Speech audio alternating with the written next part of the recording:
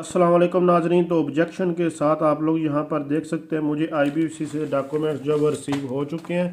तो ये ऑब्जेक्शन क्यों लगी है, क्या ऑब्जेक्शन लगी है और इसका अब सलूशन क्या, सब कुछ अभी आप लोगों के साथ शेयर करने वाला हूँ। तो इसलिए आपने इस वीडियो को लास्ट तक ज़रूर देखना है। तो ये डॉक्यूमेंट डिस्पैच हुए जो कि आईबीसीसी की तरफ से जो है मुझे जो है वो डिस्पैच हुए वापस अभी रिसीव हुए हैं।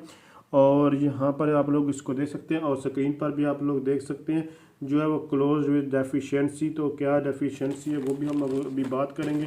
ये जो मैंने डॉक्यूमेंट्स ईसीएस करवाए थे उनके ऊपर ये ऑब्जेक्शन उन्हीं ने लिखा है। और यहाँ पर अगर देखेंगे तो ये जो मैंने सेंड किए थे वो भी यहाँ पर डिटेल जो है वो लिखी हुई है।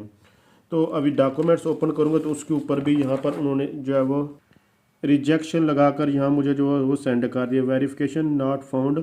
तो ये अब क्या चीज़ है, इसको अब क्या कैसे हम जो है वो सॉल्व कर सकते हैं, ये प्रॉब्लम क्या, इसको कैसे सॉल्व किया जा सकता है, सब कुछ अभी आप लोगों के साथ जो है वो शेयर करने वाला हूँ। इसलिए आपने इस वीडियो को लास्ट तक ज़रूर देखना है।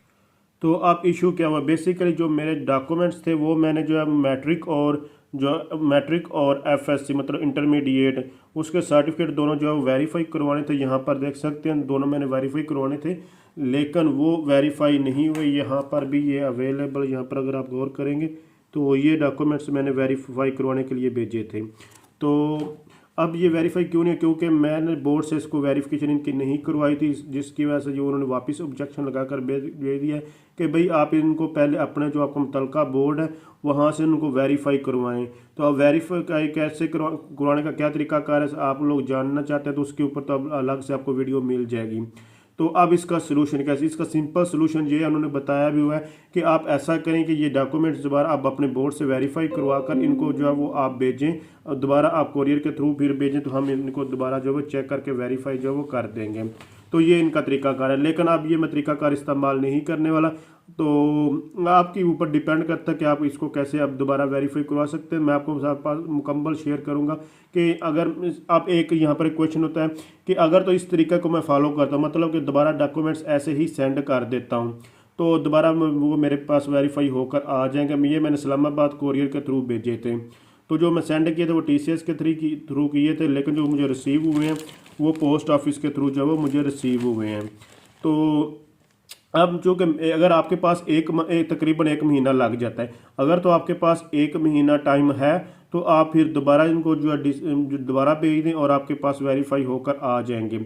लेकिन अगर आपके पास 1 महीना टाइम नहीं है तो आप बाय हैंड अगर लेकर जाना चाहते हैं तो उसका तरीकाकार क्या है, मतलब जो आपने फ़ी पे की होगी वो आपकी ज़ाया जाती है या फिर वो बच जाती है, या फिर आप अगर अभी जैसे कि कोरियर हम नॉर्मली तौर पर इस्लामाबाद भेजते हैं, लेकिन अगर आपको मैं चूँकि अफजलबाद से मेरे जो नज़दीक अब लाहौर है तो अगर मैं लाहौर जाता हूँ तो बाय हैंड लेकर जाता हूँ तो फिर मुझे फ़ीस दोबारा अदा करनी पड़ती है, नहीं करनी पड़ती।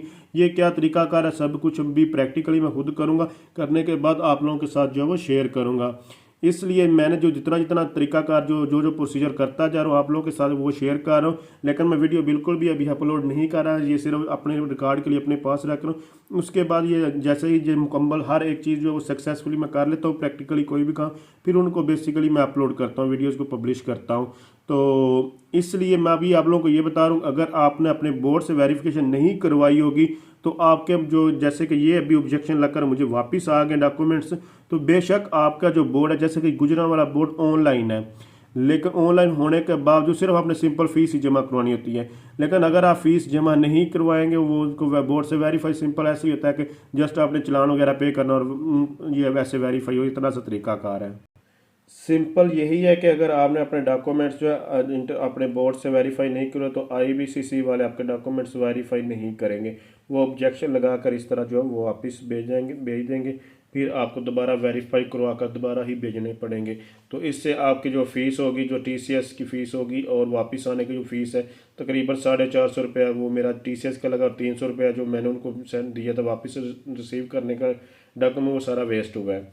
तो इसलिए अगर आपका बोर्ड बेशक ऑनलाइन है जो भी है वो अगर ऑनलाइन है तो सिर्फ आपने क्या करना, ऑनलाइन उनके जो भी आपका बोर्ड है वहाँ जाकर आपने ऑनलाइन फ़ीस पे करनी होती है, उसके बाद आपने डॉक्यूमेंट्स जो वो उसका सेंड कर देने होते हैं, इतना सा काम होता है। लेकिन आपको बेसिकली ये एक ड्रामा ही है कि फ़ीस पे करें और आपका फिर जो है ऑटोमेटिकली जो वेरिफिकेशन हो जाएगी बोर्ड से।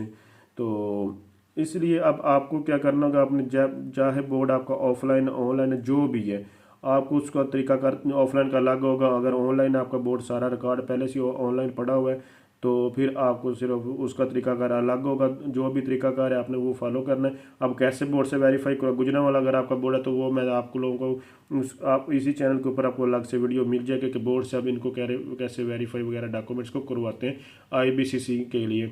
इससे पहले मैं HEC से आप कैसे डॉक्यूमेंट्स जो है वो टेस्ट वगैरह करवा सकते हो उसके ऊपर ऑलरेडी वीडियो बना चुके हूँ। मैं अपने डॉक्यूमेंट्स मैंने 2 दफ़ा जो है HEC से टेस्ट करवाए और अल्हम्दुलिल्लाह सक्सेसफुली वो मेरे डॉक्यूमेंट्स अटेस्टेड हो चुके हैं HEC से। तो इसी तरह अब हम मूव ऑन कर रहे हैं, लेकिन मैं डिफरेंट मेथड के साथ आप लोगों के साथ डिफरेंट मेथड शेयर करूँ, क्योंकि सीधा सीधा काम तो हर बंदा ही कर लेता है, लेकिन सम टाइम ऐसा सिनेरियो क्रिएट हो जैसे कि अभी मेरे पास 1 महीना अभी नहीं बाकी, क्योंकि एक पहले मेरे पास एक्स्ट्रा टाइम था जो कि मैंने जो है वो स्पेंड कर लिया, लेकिन अब मेरे पास इतना एक्स्ट्रा टाइम नहीं है कि मैं अब दोबारा जो है वो कोरियर के थ्रू, क्योंकि कोरियर पर आज अगर डेट देखेंगे तो 19 जो अक्टूबर 2025 है, लेकिन जो यहाँ पर देखेंगे तो मतलब 1 महीने से ज़्यादा जो है वो टाइम गुजर चुका है जब मैंने ये डॉक्यूमेंट सेंड किए थे, और आप मुझे जो है एकदम कल ही रिसीव हो गए हैं। तो इसलिए अगर आपके पास कम टाइम है तो फिर अगर आप जो वो इस कोरियर के थ्रू नहीं करवाना चाहते तो फिर उसका क्या तरीकाकार हुआ, कैसे करवा सकते हैं, वो मैं एक अलग वीडियो उसके ऊपर जो है वो बना दूंगा। टेस्ट होने के बाद जो भी प्रोसीजर मैंने जो वो काम जो किया, मतलब जो भी प्रोसीजर मैंने किया वो आप लोगों के साथ भी शेयर कर दूंगा। और लेकिन ये कंफर्म बात है, अब मैं TCS के थ्रू जो भिजवाने वाला नहीं हूँ। अब चाहे मैं लाहौर से कराऊँ चाहे इस्लामाबाद से कराऊँ वो अब मेरी मर्ज़ी है, लेकिन इसके ऊपर मैं एक अलग से वीडियो जो वो आप लोगों के लिए बना दूंगा ताकि आप लोग जो है वो इस चीज़ को देख सकें। और दूसरा, आपकी ये फ़ीस जो होती है अभी कोरियर के थ्रू थी, तो वो मैं अगर वॉक इन हैंड जाता हूँ तो वो मेरी फ़ीस ज़ाया होती है नहीं होती, मतलब ये भी सब कुछ आप लोगों को जो आने वाले ट्यूटोरियल्स में ये सब कुछ जो वो क्लियर कर दूंगा। तो फिर उसके बाद ये एक ऑब्जेक्शन लगा, इसके अलावा कोई ऑब्जेक्शन आ सकता है नहीं आ सकता, वो अगर कोई आएगा तो वो भी आप लोगों के साथ जो वो ज़रूर शेयर करूँगा। ये हमेशा बात याद रखिए कि जो काम सीधा सीधा करता है, जो काम सारा मुकम्मल करता है, तो वो हमेशा आपको कोई भी चीज़ इस तरह की जो वो नहीं बताएगा, क्योंकि वो जब तक इंसान कोई भी, ये एक बात याद रखेगा, जब इंसान जो वो पहली दफ़ा ही सक्सेस हो जाता उसके पास इतना लर्न करने के लिए, लेकिन जो बंदा बार बार फेल्ड हुआ उससे आप हमेशा विजन ज़रूर पूछा करें कि भाई आप जो किस वजह से जो है वो फेल होता है, कि आप फेल ना हो। एक बंदा क्लियरली जो है वो सक्सेस कर चुका तो उसको तो नहीं पता कि अगर आप थोड़ा सा वर्ष से हटकर कोई काम करेगा तो वो कैसे फेलियर, क्यों उसको फेलियर का तो पता ही नहीं, फेलियर चीज़ क्या होती है या फेल कैसे इंसान हो। जैसे कि अल्हम्दुलिल्लाह मेरी 16 ईयर एजुकेशन में आज तक किसी भी सब्जेक्ट में फ़ेल नहीं हुआ। अब लोग कैसे फेल होते हैं आई डोंट नो, लेकिन अभी यहाँ पर मैंने जो कि डॉक्यूमेंट टेस्ट नहीं करा, अभी यहाँ पर फेल्ड हुआ तो मुझे एक एक्सपीरियंस मिला कि भाई ये ज़रूर है। इसमें भी मेरे पास एक चीज़ थी जो कि मेरे माइंड में, क्योंकि मैं सरकारी मुलाजिम हूँ, तो मुझे ये था कि मैंने एक दफ़ा करवाए थे जो है अपने बोर्ड से डॉक्यूमेंट टेस्टेड, तो मुझे ये था कि शायद वो भी यूज़ होंगे, लेकिन फिर मैंने मज़ीद इसका पढ़ा तो लास्ट 6 मंथ तक जो है अगर आपके डॉक्यूमेंट्स जो है वो वैलिड रहते हैं उसके बाद आपको दोबारा ही बोर्ड से फिर टेस्ट करवाने पड़ते हैं। तो ये एक अलग अलग रीज़न होती है, इसलिए मैंने एक रिस्क लिया लेकिन वो नाकाम हुआ है। तो इसलिए आप लोग मज़ीद जो है वीडियोस को देखने के लिए आप जो है चैनल को विज़िट करें, क्योंकि अब मैं ये तो कंफर्म बात है कि इन डॉक्यूमेंट्स को A to Z मुकम्मल जो है वो सक्सेसफुली जो है टेस्ट ज़रूर करूँगा और डिफरेंट सिनेरियो का आप लोगों के साथ शेयर करूँगा। क्योंकि अभी अब तो TCS के थ्रू मैंने सेंड करा तो एक सीधा सा तरीका फॉर्म प्रिंट करूँ वही डॉक्यूमेंट दोबारा सेंड कर दूँ, लेकिन अब ये मैं मेथड फॉलो नहीं करने वाला। अब मैं वॉक थ्रू वाला प्रोसीजर हासिल करने वाला हूँ। अब उसमें मेरी फ़ीस जो है ये ज़ाया होती है नहीं होती, तो उसके बाद कितना मेरा टाइम लगता है, वॉक इन थ्रू कितना टाइम लगता है और उसके लिए कौन कौन से डॉक्यूमेंट्स मुझे चाहिए होंगे। पहले तो सिंपल जो मेरे डॉक्यूमेंट्स थे वो मैट्रिक और इंटरमीडिएट की संत और जो उसका सर्टिफिकेट था वो वही दोनों चीज़, मतलब मार्कशीट और सर्टिफिकेट दोनों ही चीज़ मैंने सेंड की थी, और उसके अलावा फ़ीस का प्रिंट निकाल कर और जो प्रिंट फॉर्म होता है और एक ID कार्ड की कॉपी, ये चीज़ें बस मैंने सेंड की थी।